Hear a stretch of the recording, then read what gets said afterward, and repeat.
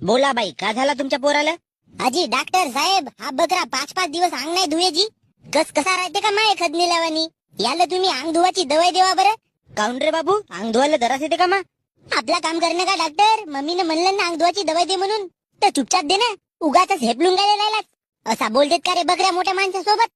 असाच बोलतेत. मी हे शिकवलं का रे तुला घुबडा? नाही सांग ना, का शिकवलं मी? एबीसीडी.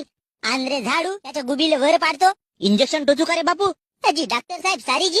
मी का म्हणतो, थोडसा खर्रा आहे का जी? असेल तर द्या ना 2 खांडी. गण्या, डॉक्टरला चांगला तपासू दे, मग मी तुला बऱ्यापैकी मोठा फुगा घेऊन देतो.